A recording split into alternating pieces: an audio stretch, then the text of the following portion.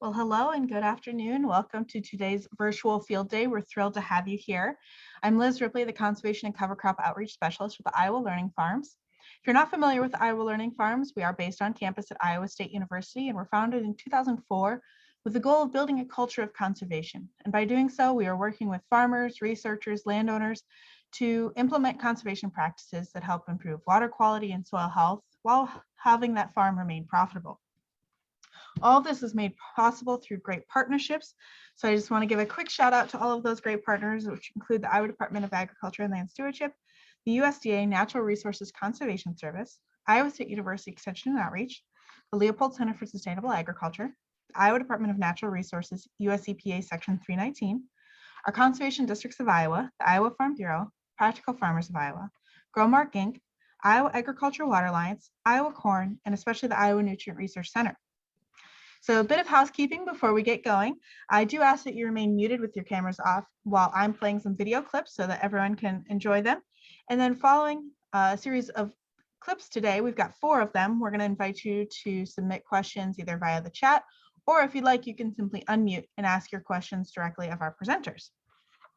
So speaking of, we've got some folks here from Iowa State University that include Dr. Billy Beck, Assistant Professor and Extension Forestry Specialist, Troy Heeren, who's an Agricultural Specialist, Gabe Johnson, a PhD Research Assistant in Sustainable Agricultural and Agricultural Biosystems Engineering, and Jonathan Notch, a Forestry undergraduate student. So we look forward to all of your great questions, and let's head on out to the field.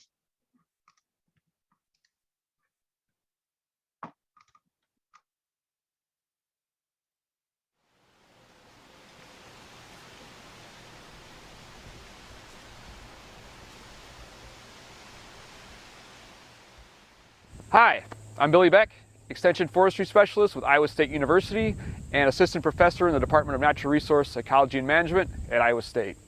We're really excited to have you out here today. This is a very unique practice within the state of Iowa. It is a saturated riparian forest buffer. This was funded by the Leopold Center for Sustainable Agriculture. The title was From Nuisance to Asset, Establishing Saturated Riparian Forest Buffers on the Landscape. And what we mean by from nuisance to asset is a lot of times trees have a negative stigma associated with them within the agricultural enterprise. In saturated buffers and riparian zones especially, they have a negative stigma of intruding and blocking up tile drainage and backing up water into fields. So the purpose of this was kind of to address that and look at, can we establish trees with this edge of field practice? Can trees be an asset to the overall agricultural enterprise and provide a ton of other compound benefits in addition to water quality, like hunting, recreation, diversification of income through non-timber forest products and timber harvest, and just general beauty and aesthetics on the landscape. So we're really glad you could join us here today. This has an addition to the research component, which we're looking at basically, can this riparian forest buffer remove nitrate and dissolve reactive phosphorus from tile drainage water? And also, we're trying to quantify root intrusion into tiles over time and seeing if our species selection of trees and water level management can help dissuade that root intrusion into tiles. Secondly, which is exciting for me, we have a teaching and extension component to this site here just south of campus in Ames. For extension, we're right by the road. We've got 2 different types of tree plantings here. We have what we call a seedling planting, where we plant bare root seedlings, but we also have what we call a direct seeding portion of this, where we actually plant thousands of tree nuts or acorns on the landscape to establish trees that way. And there's pros and cons to each practice, which we'll discuss here in a second. So this is a great place to bring producers to introduce this practice of saturated riparian forest buffer, but also talk about tree planting and forestry in general and how that can be a benefit to the overall ag enterprise. For teaching, it's very rare in the Ames area to get what we call a stand that is a single cohort of trees, which means trees that were all planted at the same time and are at the same age. And what this allows students to experience is to watch the stand develop over time, what we call stand dynamics, and see how the canopy develops, how each individual tree can assume canopy dominance, and really watch and learn the big concepts of stand dynamics. So I'm very excited about this site. It's got an extension, research, and teaching component, so I'm very, very glad we could share this with you today. One of the most important things you need to consider when doing a tree planting is species selection. And a lot of folks really don't think about that, and it leads to a lot of failures in tree plantings. And what I mean by that is they try to pick a tree that they like, that they want on their landscape, and they don't really consider site conditions or other management conditions in that decision. So we didn't just select these trees by random that we use in this buffer. We selected 3 tree species. This one right here is an American sycamore, and again, this is only 2 years of field growth. I'm about 5'8", 5'9" with my shoes on. And this is, it's taller than me in 2 years, which is a really cool, fast-growing bottomland tree. We also selected swamp white oak, and our third third treatment was a mixture of northern pecan and shellbark hickory. We didn't just select these by random. Considering the site, considering the practice, in central Iowa here, we have a very high pH of our soil. Not very high, but it's about 8 when we tested the soil here. So that kind of limits the number, the range of bottomland species that we can establish on this site. So we wanted to pick species that would match the site, that could grow well in a high pH situation, and we also wanted to consider trees that could do well. This is a saturated buffer, right? So we're inundating, we're saturating up to about a foot below the surface. So we wanted trees that would do well in that saturated conditions. Going back to the root intrusion, a lot of times people have issues with willows, box elder, cottonwoods, very what I'll call aggressively rooting species and very high flood tolerant species. So we wanted to address that in-tow rooting, we wanted to select species that not only met the site conditions, not only met the, compound benefits to an agricultural landowner conditions, but also species that could tolerate that saturated condition, but also not be so aggressively rooting within the tile zone. So sycamore, swamp white oak, and shellbark hickory pecan are kind of in that not so extreme flood tolerance zone that we believe they can sustain their root system in those inundated conditions, but not be so aggressive in inundating or intruding into the tile that has moisture in it that the roots are going to be seeking out once that water level drops. So we really put a lot of thought into selecting these 3 species that are out here.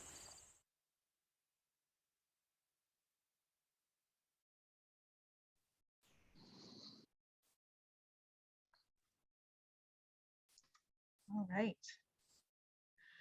So again, feel free to submit any questions you have for the group in the chat box. I know Billy wanted to add a few more things that weren't covered in the video. Well, thanks, Liz. One of the big things we talked about in the first clip there was matching the species to the site. So I'm going to put up in the chat box a really cool new Iowa DNR pub that would really help folks match the species to their site. So I'm going to.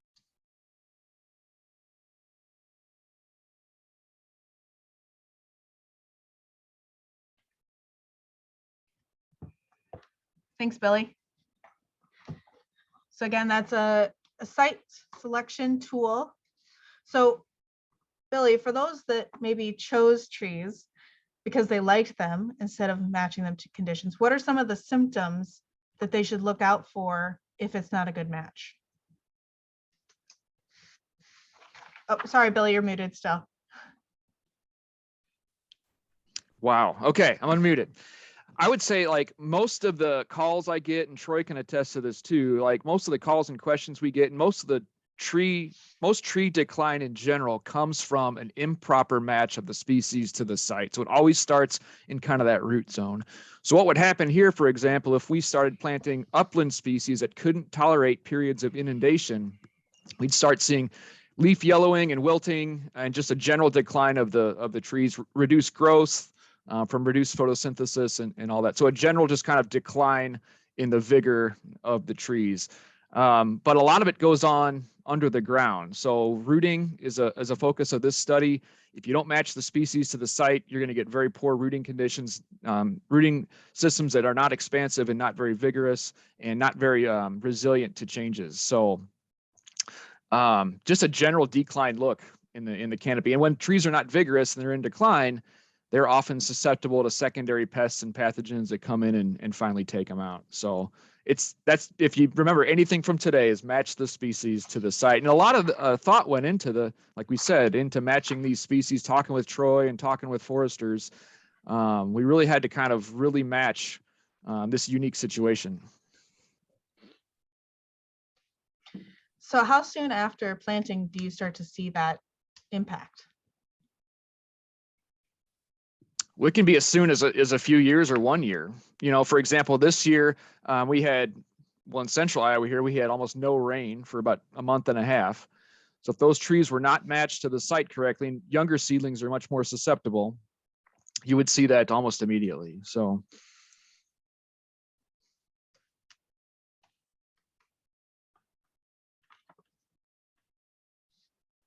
Excellent. So feel free to keep those questions coming in. We're going to go ahead and dive into the saturated buffer side of things. So I know that may trigger a few more questions, but feel free to get them submitted at any time, and we'll see you back here in just a minute.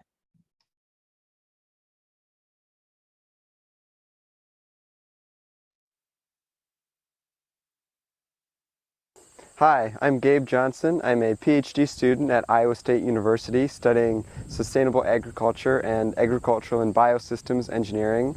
I'm working with Tom Eisenhart and Michelle Sapir, studying saturated riparian buffers for their design and performance for removing nitrate from tile drainage. Saturated buffers are an edge-of-field practice for improving water quality here across Iowa. How these function is we intercept a tile drainage main that comes out of the field, and we reroute that drainage water into a riparian buffer. So what we do is we install this, this control box here, and we put in stop logs to raise the water table and force that water into the buffer zone. What that does is that moves the water, as the water is moving into the buffer zone, it encounters our high carbon, our high organic matter soils, and that provides a chance for a microbial denitrification process to happen, as well as plant uptake by the trees and the grasses here. Some general considerations for siting of these saturated buffers: we generally do not want to back up water into the field in the tile drainage system, because that'll cause impacts to crop development, to field operations. And so we like to see a slope as we go back up into the field. We like to see that elevation increase as we move from the buffer into the field. One of the other main considerations, as I mentioned, we raise that water, the water table, up into the high carbon, our A horizon of our soils. And so we need to have that carbon present in the soil. We generally like to look for about 0.75% carbon in our soils, or about 1.5% organic matter when we install these sites. In managing and researching these sites, one of the main things we do is we monitor flow coming into our system, and then we also monitor for the nitrate concentration coming out of the field and in the buffer. So at a few points in the buffer, we have transects of monitoring wells where we collect water samples from, and then we also collect a water sample from the control box, and that will tell us what that nitrate concentration is coming out of the field. In terms of management of these sites, we have the stop logs. The stop logs that we use to set the water table elevation. So these go down in the control box, and we use that height, wherever these are in the structure, will set that water table. And so this allows us to adjust the flow and how much water is diverted into the buffer. So one of the concerns we might have with these saturated forest riparian buffers specifically is the establishment of our trees after planting. The fortunate thing about the saturated buffer is that it helps us a lot with irrigation and with water for the trees. So as the water goes into the buffer and we raise that water table, we're raising it up into the root zone where it's very accessible for the trees. So especially in the last couple of years with this site as it's being established, the buffer was really, really important and really useful in providing that extra source of water for the trees, so we didn't have to irrigate. As we've also talked about, one of the other considerations we're looking at out here is those roots from the trees, and if they get down into the tile and if they cause issues. And so that's one of the things we'll be looking at and researching, trying to figure out, is that an issue? And if not, then hopefully we can expand this practice to other areas than where we've traditionally installed them so far. This saturated buffer is a little bit wider than a lot of the other main ones we've seen installed so far around the state.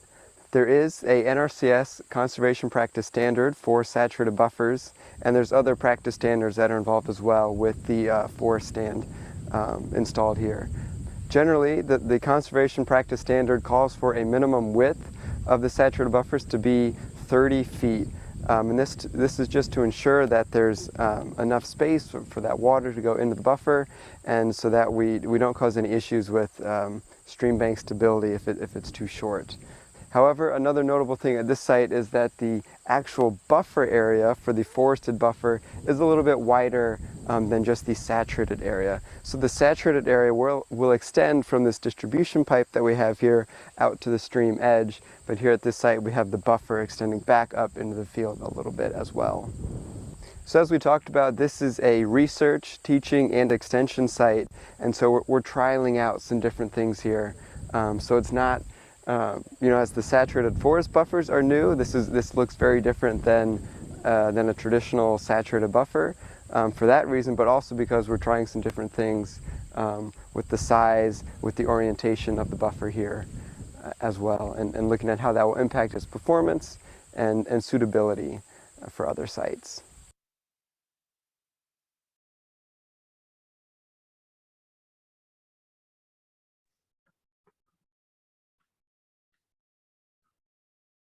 All right.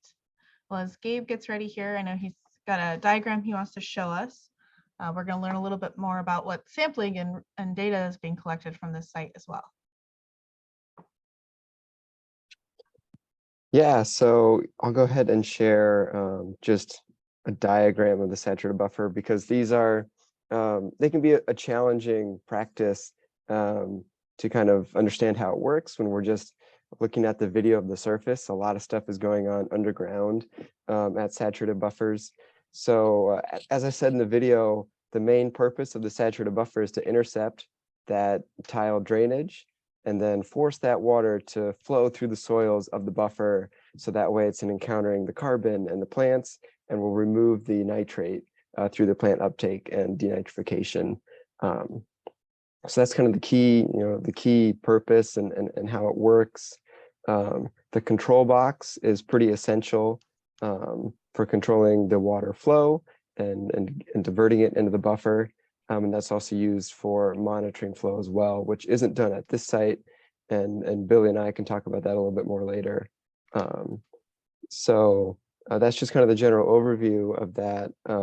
Saturated buffers as a practice on the whole, our data across the Midwest have shown that they, on average, reduce about 40 to 45% of the nitrate nitrogen load coming out of the field.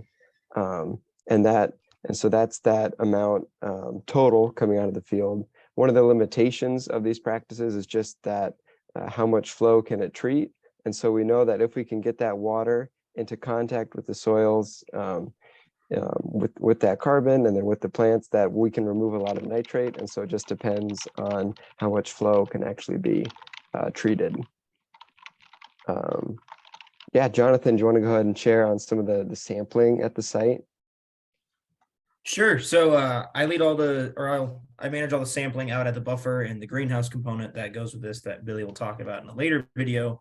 But I essentially go out there with E-tape, which is a measuring tape with a node on the bottom that'll beep when we stick it in the well and will tell us where the water is. And I'll go to the box, and each segment that Billy mentioned earlier has 2 wells in it. So we have 12 wells in total. I'll go to each well, measure the depth, and I'll get a water sample from each one. And we'll take them back to the lab, and there we'll acidify them, filter the phosphorus ones, but measure mainly for nitrate, as what Gabe was talking about, to see what the levels are out there. And we do that on a pretty weekly basis when we open it up, and when the flows are high, especially in the spring, but especially this summer when the flows are really low, we'll maybe switch to a biweekly basis. Yeah, so as Jonathan said, it's really key to monitor, collect those samples, monitor weekly.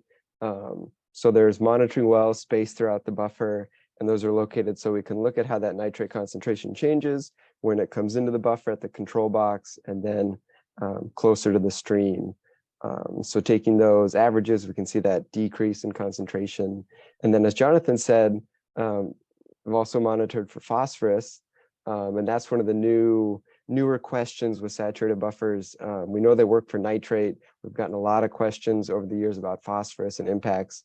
And so far we don't really have any good data on that. So we can't really answer any questions on it. But as Jonathan said, working on collecting some of that data to try and answer some of those questions a little bit better. All right. And again, if folks have questions, feel free to unmute or submit them via the chat.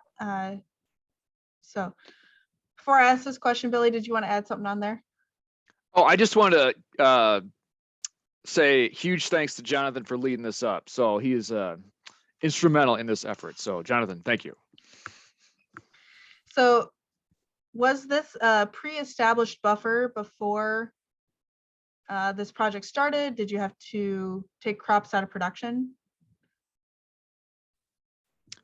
So it was an ag field in the fall of 2020. So an active production in fall 2020. And Troy's going to talk a little bit about how we prepped the site. There wasn't a lot of prep needed, but what would be needed in that situation. So yep. Finding these, as Gabe was talking about, citing these is very important. There's a lot of factors that go into citing these, and it was a huge learning experience for me. But the ISU Farms just south of town here was very gracious to give us about 3.5 acres to establish this. But yes, it was row crop before we established. And Gabe, you'd mentioned the standard width is 30 feet, but what is the width of this buffer? The saturated width is 50 feet. Okay. And we kind of base that on the literature. You know, a lot of buffer literature out there for many purposes. You don't need a lot of width to do a lot of good. This one we went with 50 feet, but we extended it like Gabe was talking about, just for the research, for the teaching and extension component. We wanted a larger forested area to do some more vegetative studies in. So it's 110 foot total. 50 foot of that is saturated. And then kind of circling back, Billy, to your comment about pH at the site was fairly high at 8. Well, what species would be more appropriate for a lower pH soil? Well, lower pH, that's great, because that's what a lot of like riparian or bottomland conditions in across Iowa are. So when we are in those situations, the species potential opens up, wide. River birch. I'm drawing a blank here. See the pub that I passed out, but the riparian bottomland species, typically like pin oak is a really good example. Really cool tree, but it loves lower pH. A lot of people plant it in urban areas, and you see that leaf chlorosis, that leaf yellowing, just because it's off-site like there. So let me type into the chat as I can remember here at the end of the semester. But yeah, when we get lower pH for bottomland species, especially, the options become very, very much more diverse. So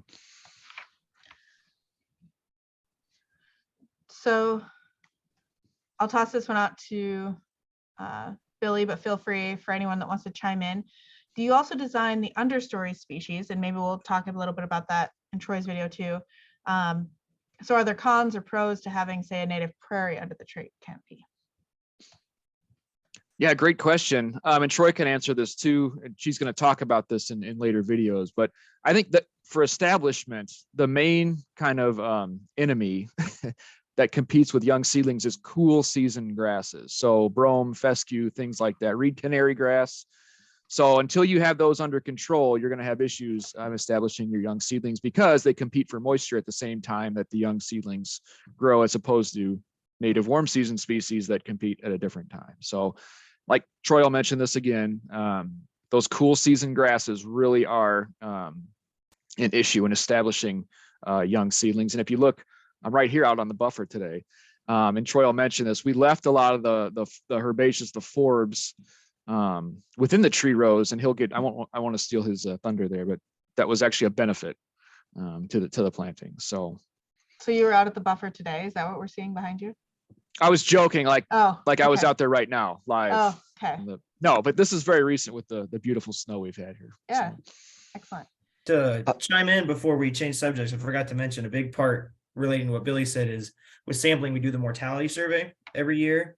And what that is we go through and because it's this big open area, we have to deal with a lot of these grasses still.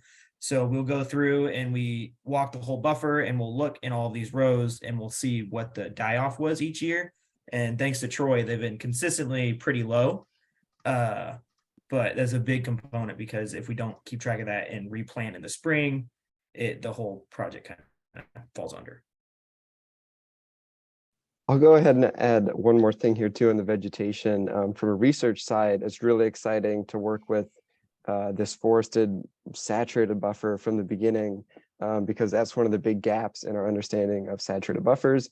There's been a lot of research done on just traditional riparian buffers and species, different vegetation, woody vegetation, shrubs, grasses. And so it's a really great opportunity here to learn about how the woody vegetation impacts the saturated component and all those other impacts because we haven't done a lot of work on that yet. And so that's really exciting. So it's only a very young site, but any preliminary findings in terms of nitrate reduction compared to other sites? So Gabe, this is like very, I don't know what the word is for before preliminary, but like I cracked open the spreadsheet that Jonathan has been adding to all summer and did some quick math, did some quick crunching on the numbers this morning. So we were seeing about, now Gabe's talking about loads. This is concentration, just because of our budget, we didn't have the funds to set up to monitor for flow, but we're seeing about a 60% concentration reduction from the box. So from the actual tile drainage water at the wells at the 50-meter mark. So about 60% across the three species reduction in concentration from the last full year of sampling. Yeah, and I'll add at this site just west of the forest buffer is another saturated buffer that we monitor that's been established maybe 1 or 2 years longer, and it's mainly just herbaceous grasses, although there's a lot of other weeds in there too. But we've seen about in the last year about a 90% reduction in the nitrate concentration in that buffer of the water that gets treated. So yeah, pretty on par. We know that we can see really high concentration reductions in these saturated buffers. Excellent. And so this one I'm going to toss over to Jonathan, since you talked about the mortality counts here. So I'm curious if you've seen any issues with mammal browsing causing tree damage to your site. When I'm out there, I don't particularly see it. It's in a pretty remote area, all surrounded by crop field. So there's not much habitat for anything outside of birds or pet insects out there. So as for deer browse or such, we don't see much of an issue. Now our greenhouse component, there's plenty of rabbits that go around, so there's a large issue with them there. But as of this area, we don't see much. I'll kind of defer to Troy. Deer browse and rabbit browse is a serious issue in a lot of tree planting. So perhaps after his section here, he can touch on that. But like Jonathan said, it's kind of this island in a row crop kind of setting. So we don't see a ton of deer or rabbit browse. We did get hit with Japanese beetles this year, but we saw a nice reflush of all species. So that was nice. So. Well, excellent. We've teased Troy's video a few times now, so we're going to head back out to the field and see what it takes to establish and manage these sites.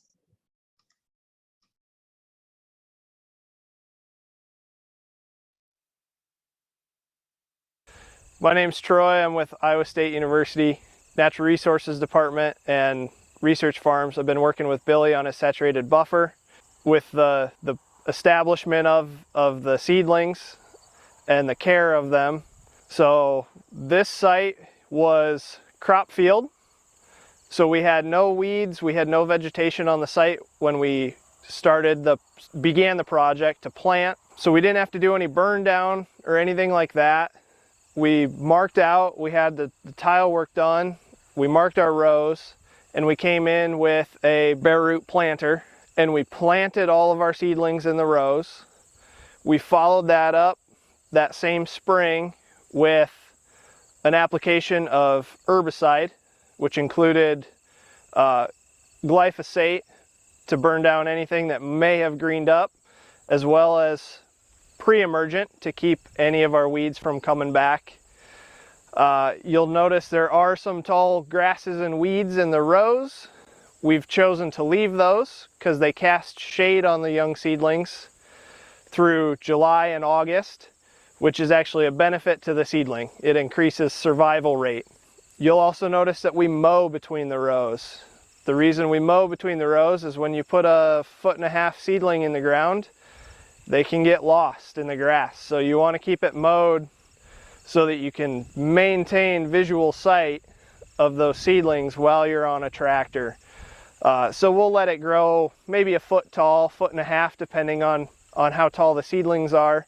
And then we'll come in and mow our rows. As the seedlings mature and gain some height, we might elongate when we mow until we're at the point where we might only mow maybe 2 or 3 times a summer, just to keep weeds and other stuff that we don't, other volunteer trees out of the rows.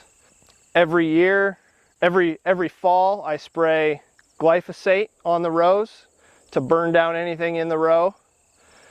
That's done after the trees drop their leaves in the fall. And then every spring, after we replant any seedlings that need to be replaced, I spray glyphosate and pre-emergent, again, to burn down anything that's greened up in the spring and to try and keep the weeds out. The pre-emergent, again, lasts until kind of July, August, at which case we let the weeds grow because they actually provide us a benefit. So when you're preparing the site to plant your seedlings the first year, one of the main things you want to deal with is any existing weeds and vegetation on the site. It's really hard to control the weeds between the trees in the row, right? You're down to a weed eater to do that for the most part. The best thing you can do is to do a burn down spray of glyphosate or a non-selective foliar herbicide. And quite frankly, you want to kill all the vegetation on that site to facilitate the direct seed or the bare root planter to come through so that you get good soil contact when you're planting the trees, and to minimize weed pressure the first few years while you cannot spray during the growing season. So with the direct seeding, the biggest issue we're going to have is maintenance. Because the trees are no longer in rows and they're scattered across our plot, it makes it really hard to mow. We're going to have to come and mow over the top if we're going to mow, which is why you'll see the tall grass here. But you can only do that for a couple of years till the seedlings get too high and you can't get your mower high enough off the ground. So when we establish this, ideally a season or a season and a half before you're going to plant, you want to come in and you want to start spraying this with Roundup. I don't want any weeds in here. We're going to work the soil up, and then we're going to use our direct nut seeder to seed the plants in, which helps mix the seed into the soil. After that period of time, I can spray Roundup over top of these. Once the leaves drop in the fall, I can spray Roundup before the leaves emerge in the spring. I do not want to use any pre-emergence because the pre-emergence will inhibit the acorns from germinating, and that goes for 2 seasons. So these are first year seedlings. Next spring, I will not use pre-emergent because there are likely still acorns on the site that have not germinated, and we'll probably see 10 to 15% more seedlings next spring emerge. After that second season, I can start using pre-emergent on the site to keep some of the weed pressure at bay. That also tends to be about the time when I can no longer mow because I can't get my mowing deck high enough to stay out of the seedlings.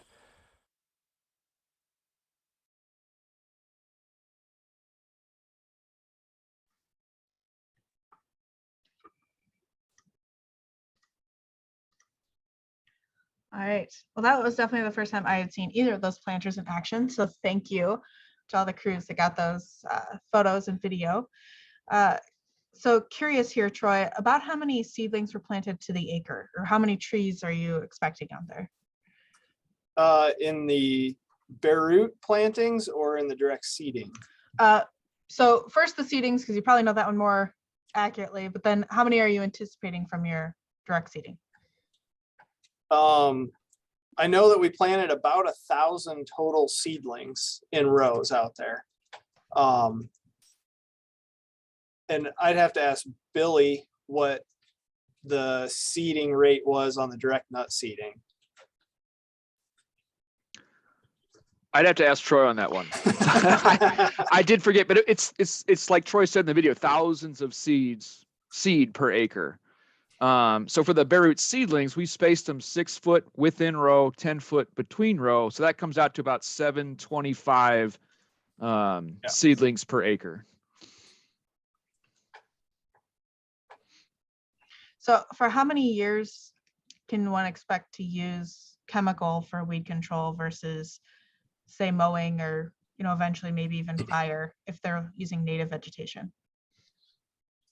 So as far as the chemical within the row, we'll use herbicide up until it no longer provides a benefit to the seedling, right? Once that seedling hits 6 foot to 8 feet, if there is some weeds in the row, it doesn't cause an issue with the seedling. The seedling is well above any weed pressure we have. And so at that point, it's kind of up to the landowner what they want. You can continue to use herbicide to control weeds, or you can let it go if you don't have anything, noxious or that you're struggling to control. And it was clear that there was something obviously growing out there besides the trees, and this had been a cropping field. So did you choose the grass that was out there to give it a head start, or was that just natural seed bed that came back? That was just grass that came back. There's a lot of foxtail growing out there. Probably wouldn't be my first choice to have out there, but we've just kind of let it do what it does.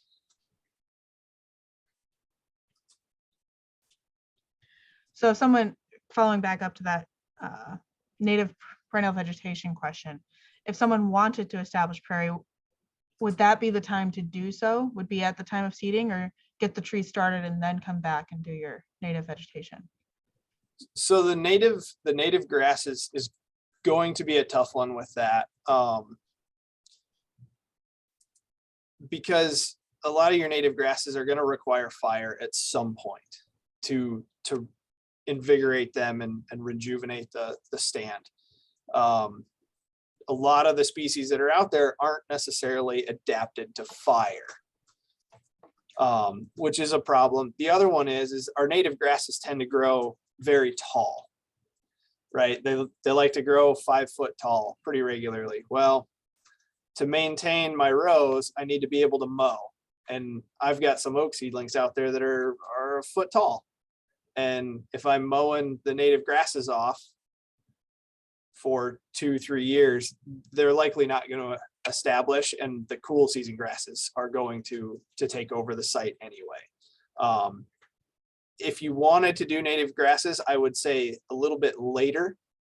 Once your seedlings are, say, 4 foot tall or a little better, you could work at trying to establish some native grasses.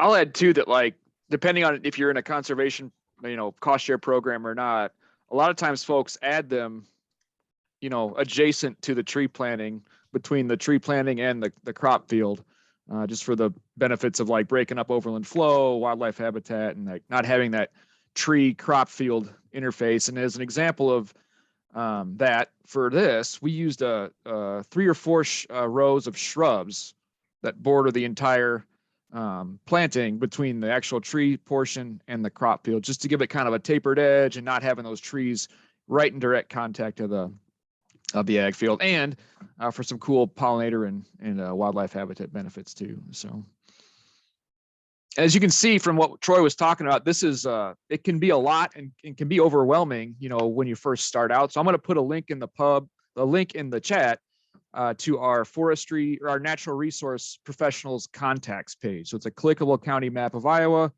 you click on your county, you can find the natural resource, the forestry folks that serve your county to help guide you through this process. So I'll throw that in the chat. Yeah, having grown up where my family established a windbreak, not to this size, but it can be a lot of work to make sure it's properly established and doesn't get out competed by those grasses. So, and none of this would have been possible without Troy. So Troy, I'm giving you a big, no, for real though, this was an incredible job, and just none of this would have been possible without his efforts and skill set. So thank you, Troy. All right, so we're going to head back out to the field to learn a little bit more about what they're doing to monitor what's going on in the tile itself. And so again, feel free after this video to unmute to ask questions or submit them to the chat.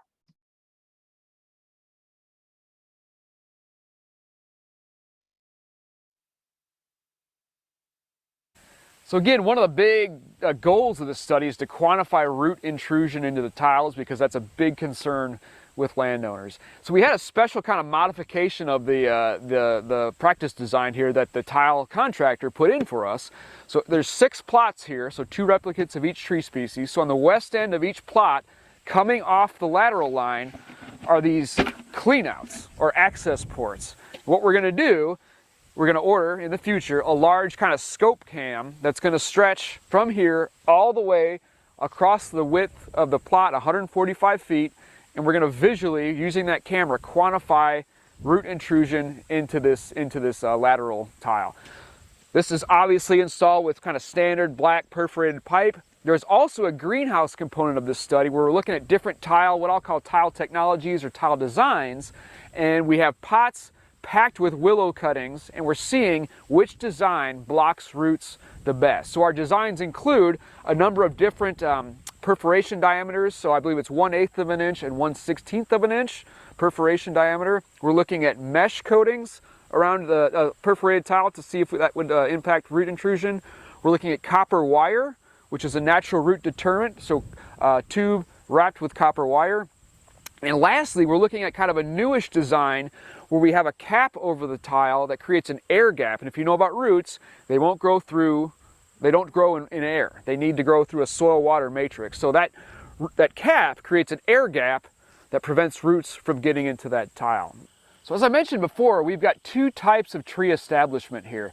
Before, we saw where we actually planted tree seedlings spaced 6 foot apart with rows 10 foot apart. That's one way to establish seedlings. There's pros and cons for that way.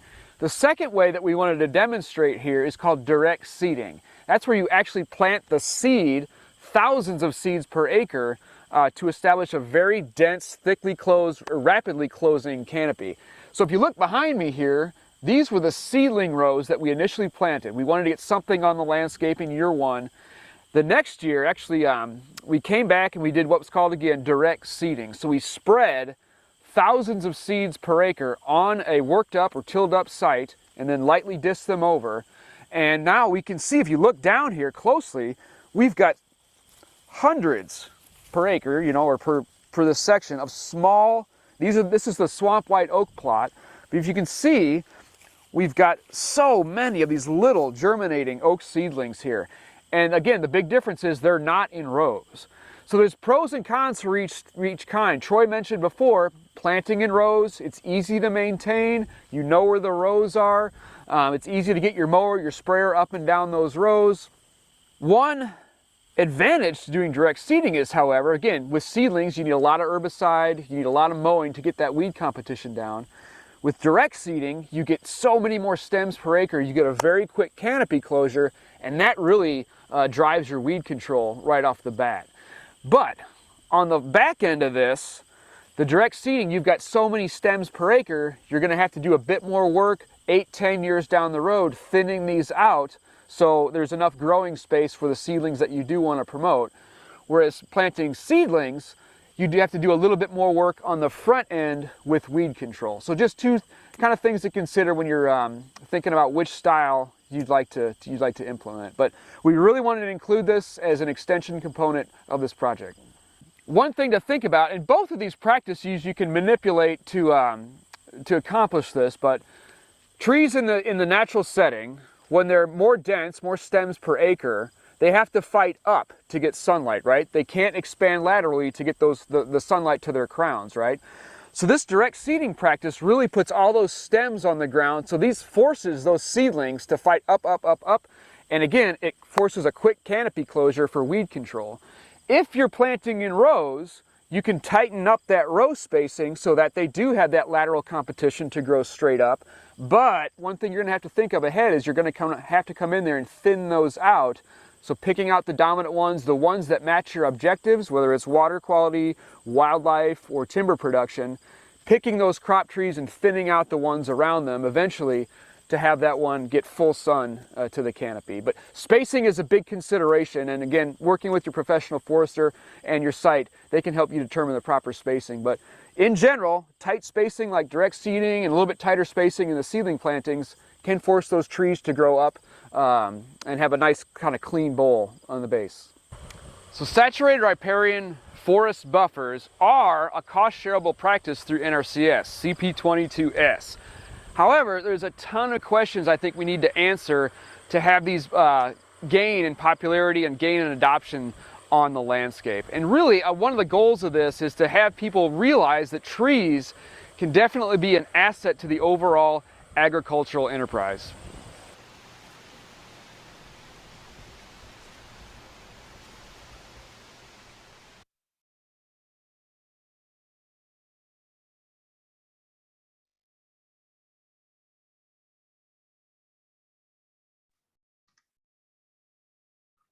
All right, so then another plug for that link that Billy shared for your natural resources professionals. So you can get their advice and help for even the tree selection for thinning, right, Billy?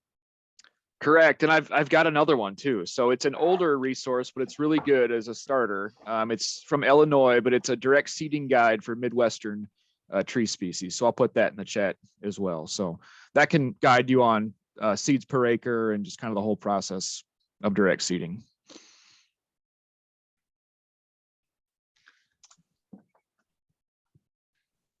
So excellent. So you mentioned that the direct seeding for sure is going to be needing to be thinned. At what point in the tree maturity do you start to select which ones to remove?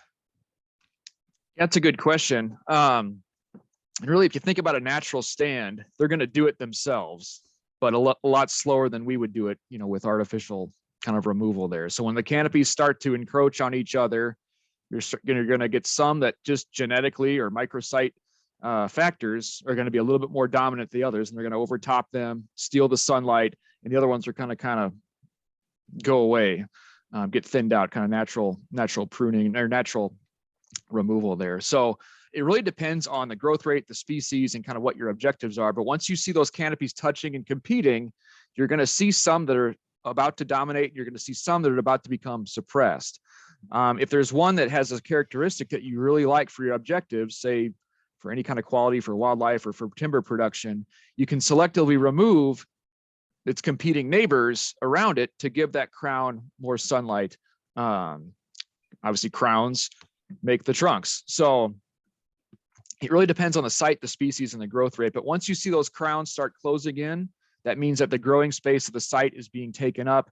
And there's only a finite growing space on each site, so you really have to free up and thin some of those individuals to get the ones that match your objectives to go on in perpetuity. And a lot of people don't like that. They plant 600 trees per acre. They don't want to cut any trees because, like Troy showed, it takes a heck of a lot to get a seedling established. But in general, you're going to be whittling down, in forested situations in a timber harvest scenario to like maybe 50 dominant crop trees per acre, coming down from 600. So forestry often removes killing and removing trees. So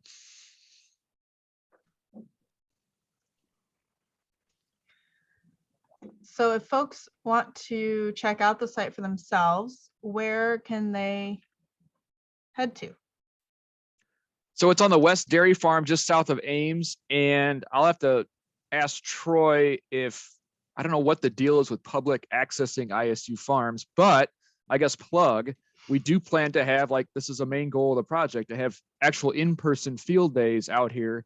And it's really cool because, as Gabe mentioned, there's a kind of a native grass saturated buffer right adjacent to this. So we can look at tree planting, saturated riparian forest buffer, and then go down and look at the more standard practice of the native grass forest buffer. So I'll put this up in the chat too. If you check our website, the forestry or the natural resource stewardship extension website, we've got a list of upcoming events. So we're definitely holding some in-person events here just because it's south of campus. It's highly accessible. It's right off the road, and it's right next to an established buffer that Gabe talked about. So.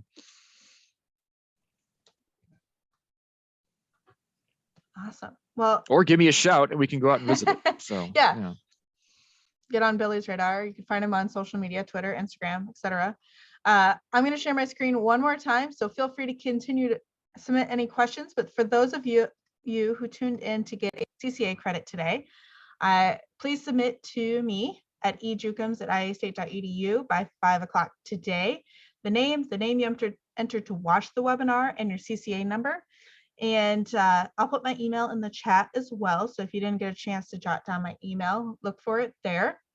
If you are interested in a saturated buffer or other edge of field practice like a wetland or oxbow or even a bioreactor, I can help connect you with folks at the Iowa Department of Ag and Land Stewardship at that same email, ejuchems@iastate.edu, and I'd be happy to do so.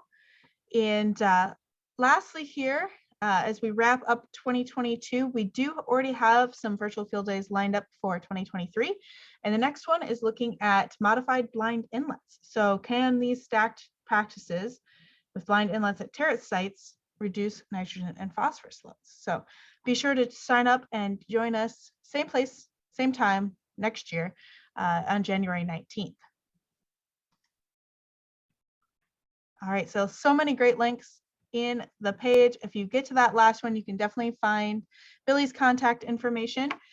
If you have specific follow-up questions for the crew here, feel free to also get those to me at this email and put it in the chat, and I can relay those directly to them to connect you. It's been a pleasure to have you all here. Is Gabe, Billy, Troy, Jonathan, any final words before we sign off for today?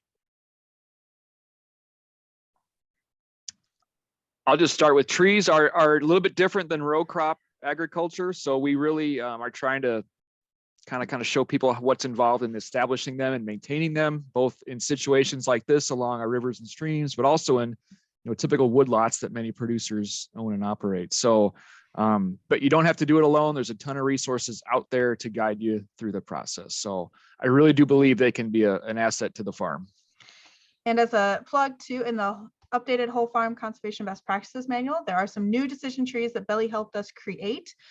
So those all feature decision trees about managing woodland areas on your farm. So that's a free download from the ISU extension store, or you can request a hard copy and pay shipping, or pick it up here on campus if you're local. But it's a great resource and contains a lot of great links, not only about trees, but other conservation practices as well. So I put a link to that manual in the chat. And I appreciate all of you joining with us today. This is recorded as well as all of our other virtual field days. So head on over to our YouTube channel to recap or tune into another practice. Thank you all so much.